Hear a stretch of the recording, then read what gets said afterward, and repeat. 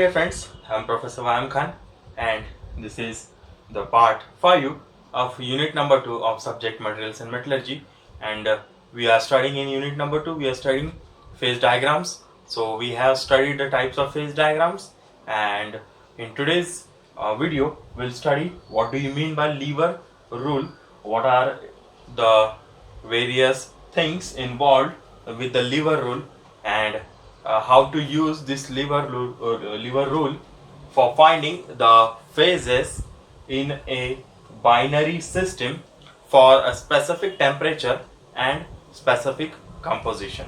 Okay, now we have seen isomorphous type of phase diagram.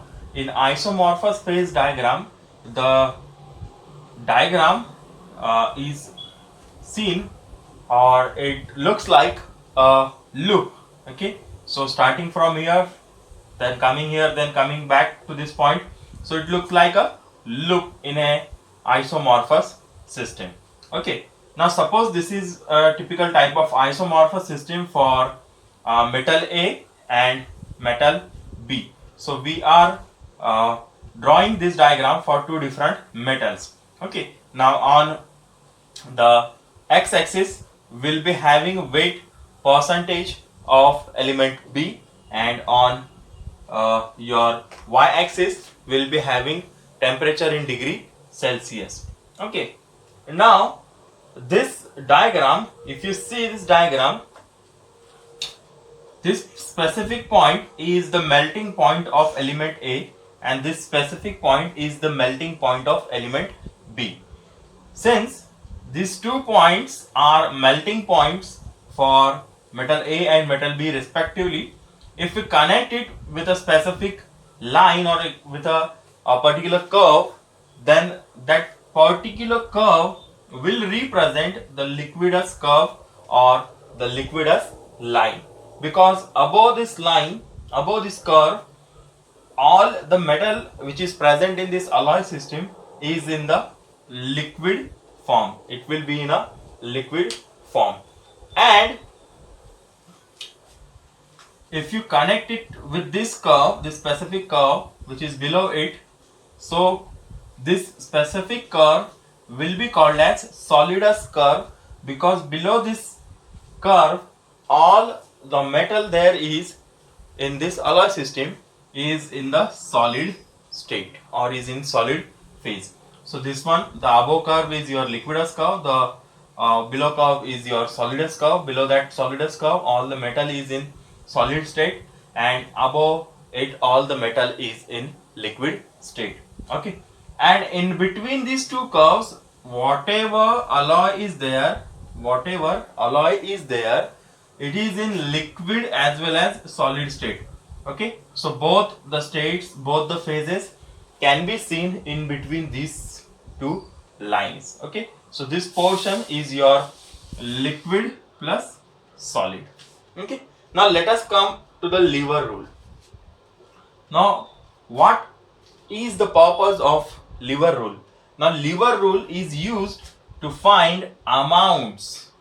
It is used to find amounts of phases in a binary system. Whenever I am saying binary, that means there will be two metals involved in this alloying system. So there will be only two metals involved in this alloying system. So that means it's a binary system. Now it is used, this lever rule is used to find the amount of phases in a binary system at a specific temperature and at a specific composition. हम इस liver rule का इस्तेमाल करते हैं ताकि हम एक specific temperature पे और एक स्पेसिफिक कंपोजिशन पे हमारे अलॉइंग सिस्टम में, जो कि एक बाइनरी टाइप ऑफ सिस्टम है, इस बाइनरी सिस्टम में हमारे अमाउंट ऑफ फेजेस कितनी प्रेजेंट है ये कैलकुलेट करने की. जब मैं बोल रहा हूं amount of phases, okay, amount of phases मतलब क्या रहेगा, जैसे कि for example if I take this temperature T, अगर मैं इस टेम्परेचर T को लूं यहां पर और इस कंपोजिशन Z% को अगर मैं कंसीडर करूं, तो इस टेम्परेचर T की लाइन अगर मैं ड्रॉ करता हूं तो वो लाइन यहां पर और यहां पर इंटरसेक्ट करेगी इस लूप को, and it will look like this, ऐसी वो पास होगी। और इस z परसेंटेज पे अगर मैं कैलकुलेट कर रहा हूँ, मतलब z% ऑफ b पे अगर मैं कैलकुलेट कर रहा हूँ अमाउंट ऑफ फेजेस, तो वो कुछ इस तरीके से वर्टिकली जाएगी और वो यहाँ पर इंटरसेक्ट होगी। तो मैं इस स्पेसिफिक टेम्परेचर और इस स्पेसिफिक कंपोजिशन पे, मतलब इस पॉइंट पे पता करना चाहता हूं कि कौन सी फेजेस कितने अमाउंट में यहाँ पर प्रेजेंट है। कौन सी फेजेस अगर मैं आपको बताऊं तो यहाँ पर कौन सी फेजेस है, यहाँ पर है लिक्विड और सॉलिड। तो हम ये लिक्विड कितना है और ये सॉलिड कितना है ये फाइंड आउट करेंगे with the help of this lever rule. Okay, अब ये क्यों फाइंड आउट करना है? To find out the amount of A और to find out the amount of B. Liquid में ए कितना है, लिक्विड में बी कितना है, सॉलिड में ए कितना है, सॉलिड में बी कितना है, ये फाइंड आउट करना और ये फेजेस फाइंड आउट करना, इसके लिए हमको लगता है ये लीवर रूल। ओके, ठीक है, तो आगे बढ़ते हैं। अब at a specific temperature T and composition Z, the phases which are present in this isomorphous system are number 1 liquid and number 2 is solid. So यहाँ पर जो phases present है, एक है liquid और दूसरी है solid। अब liquid कितना परसेंट है या उसका अमाउंट कितना है और solid कितना परसेंट है या उसका अमाउंट कितना है, ये फाइंड आउट करेंगे हम लीवर रूल से।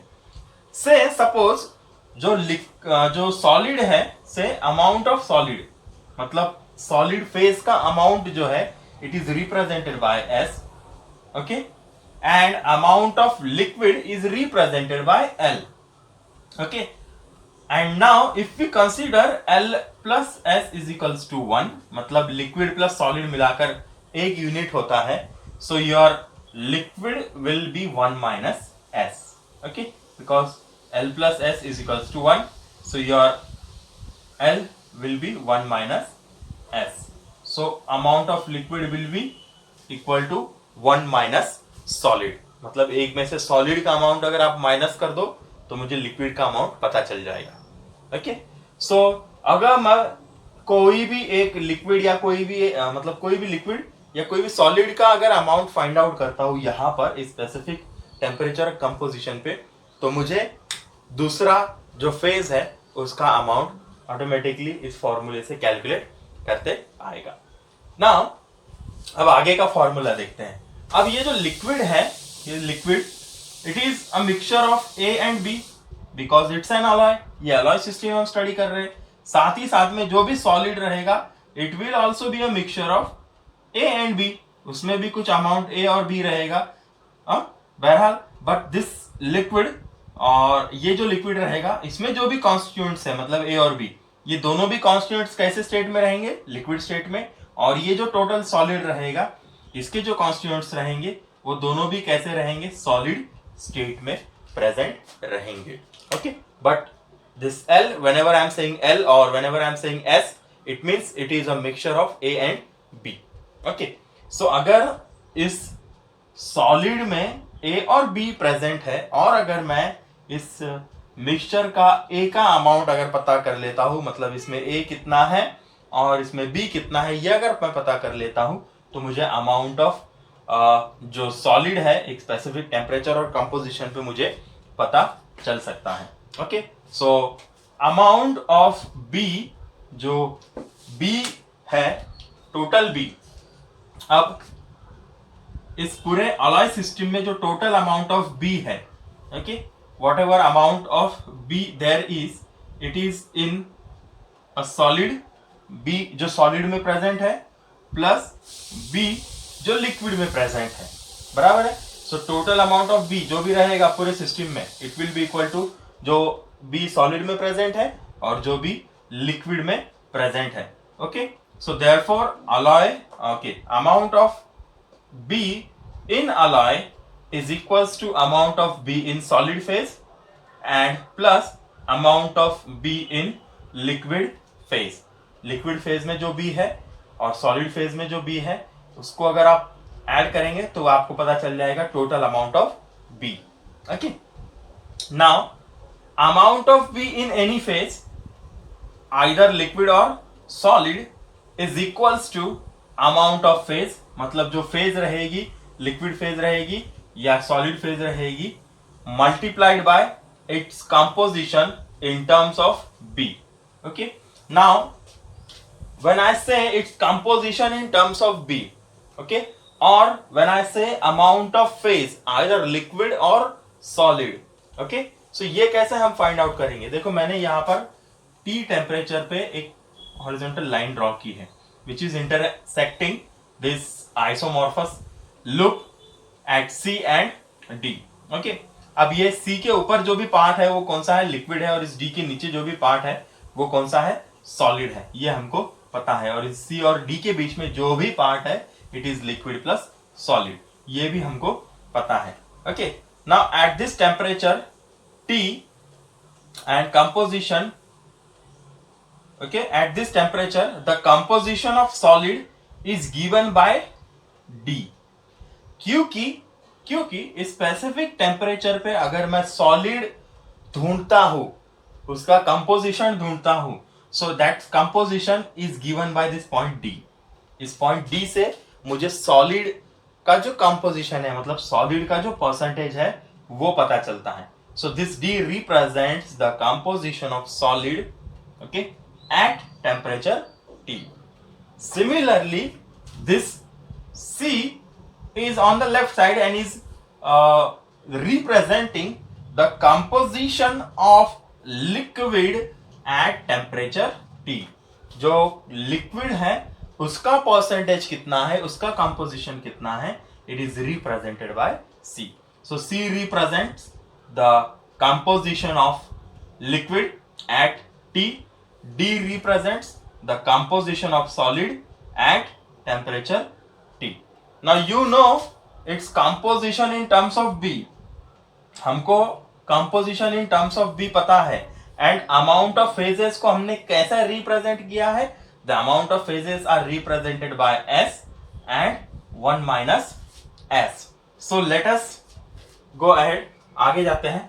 So therefore, if you want to find the amount of B in phase, say amount of B in phase हमको फाइंड आउट करना है, so it will be found with the help of this formula. So say this is Z, so Z will be equal to amount of phase multiplied by its composition in terms of B multiplied S। S क्या है, क्या represent करता है? S is nothing but your amount of phase. It is in terms of, yes, it is in terms of, so we S is your amount of solid phase, D is the composition of B in terms of solid, okay, D, S multiplied by D, plus since there is only not solid, okay, सिर्फ solid है क्या यहाँ पर? नहीं, liquid भी है, so liquid, so amount of liquid given by L multiplied by its composition in terms of B is given by C। मतलब ये लिक्विड का कंपोजिशन बताता है, ये सॉलिड का कंपोजिशन बताता है, तो इसको सिंपली मल्टीप्लाई करो सॉलिड से, इसको सिंपली मल्टीप्लाई करो लिक्विड से, and you will get the total amount of your B in phase, okay, or amount of B in your alloy. So this S multiplied by D will be SD. This L will be replaced by 1 minus S, क्योंकि यहाँ पर 1 minus S हमने ये किया है, assume किया है, so 1 minus S multiplied by C, so this will be SD, okay, so minus C minus your SC, okay, so अगर मैं इसको कैलकुलेट करता हूँ, this will be plus here, SD plus C minus SC। अगर मैं इस C को left hand side में लाता हूं, so Z minus C will be equal to S, and अगर मैं इसमें से SD में से और SC में से अगर मैं S कॉमन निकालता हूं, तो it will be solid phase multiplied by D minus C। और मैं क्या फाइंड आउट कर रहा हूं? I am finding the amount of phase. मैं क्या फाइंड आउट कर रहा हूं? I am finding amount of phase. So मैं इस पूरे इक्वेशन को in terms of amount of phase में क्या करता हूं? कन्वर्ट करता हूं। तो इसके लिए मुझे ये S एज इट इज रखना है, this D minus C will go in the denominator, तो z minus C divided by d minus C. अब ये z माइनस सी क्या फंडा है और ये d माइनस सी क्या फंडा है? देखो ये परसेंटेजेस है, ये अमाउंट्स है। ओके, सो जब मैं बोलता हूं z माइनस सी, तो ये z कहां पर है इस ग्राफ में? z यहां पर है। z को सिमिलर पॉइंट कौन सा है? f। सो f माइनस सी, अगर मैं z की वैल्यू रखता हूं 6 और c की वैल्यू रखता हूं 4, सो ये z माइनस सी क्या मिलेगा मुझे? 6 minus 4। Okay, it will be equal to 2। So इस तरीके से मैं amount of phase find out कर सकता हूं। Okay, so this z will be replaced by f and it will be equal to f minus C. सो ये f minus सी यहां पर आ गया। सिमिलरली दूसरा है d माइनस सी, सो ये d में से इस c को माइनस करना है, so d minus C. And now if I consider this whole line C F D, इस पूरी लाइन को अगर मैं कंसिडर करता हूं तो मुझे दिखता है कि सॉलिड फेज जो है वो कैसा मैं फाइंड आउट कर सकता हूं। I can find out with the help of this F C line, मतलब ये एफ सी लाइन कितना है वो divided by total line. Okay, so इसको मैं बोलता हूं arm length C F, arm length C F divided by arm length C D. Okay, arm length C D. तो आगे और बढ़ते हैं, तब तक मैं ये लिखता हूं। Okay, okay, S is equals to arm length CF divided by arm length CD. So arm length CF, or you can call it FC. Okay, this CF divided by the whole length CD. So amount of solid, अगर मैं solid को find out करना चाह रहा हूं तो मुझे क्या करना पड़ रहा है? इस CF को डिवाइड करना पड़ रहा है मेरे टोटल लेंथ CD से। ओके, इसका मतलब क्या है? सॉलिड किस साइड में है, किस पोर्शन में सॉलिड है? Solid is present in this portion, इस नीचे वाले। इस D का रिप्रेजेंटेशन क्या है? D क्या रिप्रेजेंट करता है? It represents the composition of your solid. Solid का कंपोजिशन रिप्रेजेंट करता है। ये C क्या रिप्रेजेंट करता है? It represents composition of liquid. So that means my solid is present on this side और ऑन दिस एंड, इस लाइन के इस एंड पर मेरा सॉलिड प्रेजेंट है, ये मुझे पता है। सो दैट्स व्हाई अगर मैं आर्म लेंथ CF को इस सॉलिड पोर्शन से कंपेयर करता हूं, it is on the opposite side. ये इस पोर्शन के, इस पॉइंट के किस साइड में है? अपोजिट है। ओके, सो दैट्स व्हाई इस सॉलिड अमाउंट को फाइंड आउट करने के लिए, to find out the solid amount, we have to take the opposite length of arm. इस सॉलिड से अपोजिट जो आर्म रहेगा उसकी लेंथ को मुझे क्या करना है? फाइंड आउट करना है and divide it by total length of that arm. उस टोटल लेंथ से क्या करो? उसको डिवाइड करो। ओके, ये पूरा जो चीज है ये कैसे फंक्शन करता है? It functions like a seesaw. Seesaw आपने देखा होगा, छोटे बच्चे खेलते हैं, एक दूसरे एंड पर बैठा रहता है, एक एंड पे बैठा रहता है और वो ऊपर नीचे एक दूसरे के साथ खेलते हैं, सीसॉ जिसको बोलते हैं। So it is like a seesaw और it is also called as tie line. ये जो लाइन है, इस लाइन को हम टाई लाइन बोलते हैं। इस लाइन को मैं अगर यहाँ पर रिप्रेजेंट करूँ, यहाँ पर अगर आपको बताऊं, तो ये जो ये सीढ़ी पूरी लाइन है, इसके एक एंड पे लिक्विड प्रेजेंट है, दूसरे एंड पे सॉलिड प्रेजेंट है। ओके, और इसके बीच में जो पॉइंट है वो है point F। So this point F it acts as a fulcrum. Fulcrum के जैसा वो काम करता है। मतलब अगर मैं इधर फोर्स अप्लाई करूंगा तो ये ऊपर जाएगा, अगर इधर फोर्स अप्लाई करूंगा तो ये ऊपर जाएगा। आपको वो जो मैकेनिज्म है वो चीज पता है आपको। So this line CD acts as a tie line और it is also called as lever line. Okay, and this F it acts as a fulcrum. ये फलक्रम के जैसा काम करता है। So in order to find this amount of solid, इस solid के अमाउंट को फाइंड आउट करने के लिए मुझे क्या करना पड़ता है? इस सॉलिड के अपोजिट वाला आर्म को डिवाइड करना पड़ता है टोटल आर्म से। सो solid is on this side, इसके अपोजिट वाला arm is CF। So divide this CF bye the total line या फिर टोटल आर्म। ओके, तो मुझे मिलता है amount of solid. Okay, similarly अगर मुझे लिक्विड फाइंड आउट करना है, सो इसके अपोजिट वाला आर्म क्या है? FD है, divided by the total length of arm. So जो भी सॉलिड या जो भी लिक्विड मुझे फाइंड आउट करना है अमाउंट, सो जब मुझे लिक्विड फाइंड आउट करना है तो मुझे क्या करना है, इस अपोजिट आर्म को कंसिडर करना है। ओके, इस अपोजिट आर्म को कंसिडर करते वक्त जब मैं इस पोर्शन को देखता हूं तो ये पोर्शन जो है तो मुझे एक लीवर के जैसा फंक्शन करता हुआ नजर आता है। मतलब अगर मैं इस लीवर को, इस लिक्विड को अगर नीचे करूंगा, इस लिक्विड वाले लीवर को अगर नीचे करूंगा तो ये इसके ऊपर, एफडी के ऊपर क्या होगा, उसका इंपैक्ट गिरेगा। तो ये बन जाता है अपोजिट आर्म, ये बन जाता है आपका लीवर आर्म। ठीक है, सिमिलरली जब मुझे सॉलिड करना है तो इस सॉलिड के आर्म को अगर इस पोर्शन को अगर पकड़ के मैं नीचे करूं तो ये पोर्शन ऊपर आएगा। इसका मतलब क्या है कि ये है इसका opposite arm, this is your lever arm. So this tie line और this line acts as a lever to find out the amount of liquid and solid. So liquid find out करना है, उसके opposite arm divided by total length. Solid find out करना है तो solid के opposite वाला arm divided by total line. So that's why यहाँ पर amount of solid is given bye opposite length of arm divided by total length of arm. Opposite length क्या है, CF है, टोटल लेंथ क्या है, CD है। सो यही चीज अगर मैं लिक्विड के फॉर्मूले में डालूं, मतलब लिक्विड का फॉर्मूला क्या है, 1 - S। सो 1 - S, S कितना है, arm CF divided by CD। It will be equal to, ये CD इधर आ जाएगा, CD - CF divided by CD। So CD minus CF क्या बचेगा, FD बचेगा। So arm FD divided by arm CD। So your amount of liquid will be equal to opposite length of arm. FD क्या है, liquid का opposite है, FD is opposite of liquid.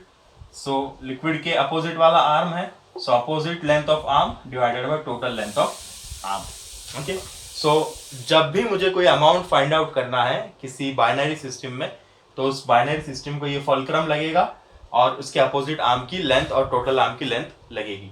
Okay, so hence, so amount of solid divided by amount of liquid L/S, अगर मैं S/L करता हूं तो arm CF divided by arm CD whole divided by arm FD divided by CD। सो ये CD cancel हो जाएगा and it will be equal to arm CF divided by arm FD। Okay, so that means this line CD, tie line CD acts as a lever arm, and point F, it acts as a fulcrum. Okay, and it is called as lever arm principle, or it is also known as lever rule. Okay, now this, if this is simplified, अगर इसको मैं simplify करता हूँ, इस last वाले equation को अगर मैं simplify करता हूँ, so therefore amount of solid multiplied by arm multiplied by its lever arm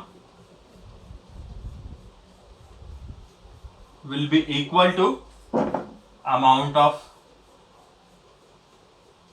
liquid multiplied by its lever arm. Okay, so in this way we are done with the lever rule. It is very important. It could be asked in your examination for say 6 to 7 marks, 6 से 7 marks के लिए ये पूछा जा सकता है। कभी भी ध्यान में रखना कि जो लाइन हम टेम्परेचर लाइन और जो कंपोजिशन की लाइन बनाते हैं, इससे एक टाई लाइन तैयार होती है। इस टाई लाइन पे ये फुलक्रम F है, जो फुलक्रम के जैसा काम करता है। अगर इसके एक साइड में लिक्विड और दूसरे साइड में अगर सॉलिड रखा जाए तो जो भी अमाउंट फाइंड आउट करना है, मतलब अगर मुझे S फाइंड आउट करना है तो इसके अपोजिट आर्म को डिवाइड करना है टोटल आर्म से, तो हमको अमाउंट ऑफ जो सॉलिड है वो मिल जाएगा। सिमिलरली अगर मुझे लिक्विड फाइंड आउट करना है तो इसके अपोजिट आर्म को लो और उसको डिवाइड करो टोटल आर्म से। So it will give us the amount of liquid और amount of solid. Okay, so that is it. Thank you.